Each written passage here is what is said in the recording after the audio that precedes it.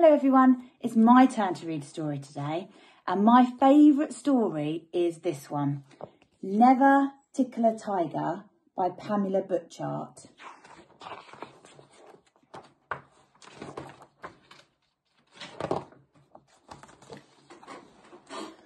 Izzy was forever shuffling and jiggling, squirming and twitching, wriggling and fiddling. She just couldn't help it. It happened at home. Izzy, stop playing with your peas, said Dad. At school. Izzy, stop painting your pigtails, said Miss Potterhurst. At Grandma's. Izzy, stop knotting my knitting, said Grandma. And as for parties, well. Izzy, stop jiggling that jelly, cried everyone. No matter how hard she tried, Izzy just couldn't keep still. It's no good, she sighed. I'm just a jiggler and that's that. So when one day Class B went on a trip to the zoo, it came as no surprise to anyone that Izzy was wriggling, jiggling, shuffling and fiddling as soon as they walked through the zoo gates. Stop stroking the snakes, called Miss Potterhurst. Don't excite the elephants. Forget about bothering the bears. Don't mess with the monkeys. Izzy, stop tapping the tortoises. Stop poking the peacocks. And never tickle a tiger. At lunchtime, Izzy sat shuffling her sandwiches. It's so unfair, she said. I'm never allowed to do anything. And what's wrong with fidgeting anyway? Little did Izzy know that she was about to find out. Whilst all the other children finished their lunch, Izzy fidgeted her feet, bounced across the bench, shimmered onto the floor, wriggled under a bush, skipped past the aviary and danced along a path all the way to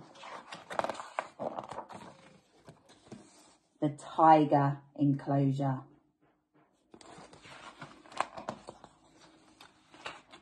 I wonder, thought Izzy, and with that she reached out a feather and tickled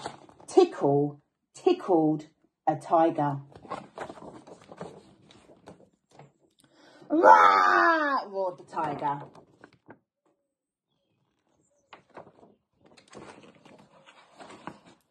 He threw his furry paws in the air, which broke a branch, which startled a snake, who bit a bear, who walloped a walrus, who splashed a sloth, who punched a penguin,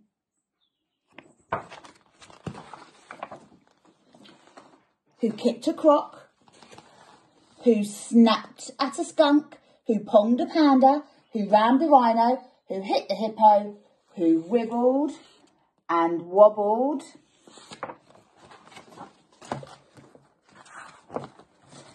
splash! The lion roared, the parrot squawked, the snakes hissed, and the elephants trumpeted loudly.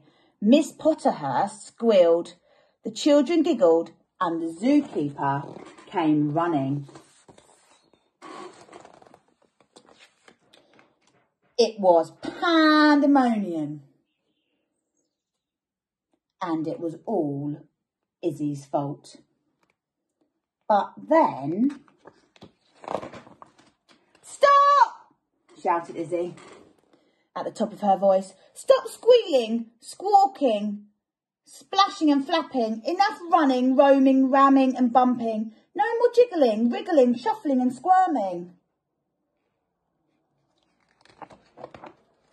And guess what? It worked. The zookeeper stopped running. Miss Potterhurst stopped squealing. The children stopped giggling. And all the animals went back to their homes. And as for Izzy, you were right all along, Miss Potterhurst, she said.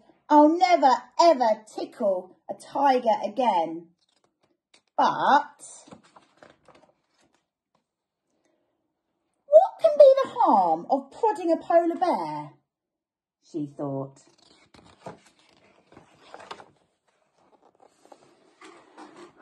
Well, Izzy wasn't very good at doing what she was told, was she? So the moral of that story is to do what you are told. But I'm sure you all do that anyway. Okay, see you again soon.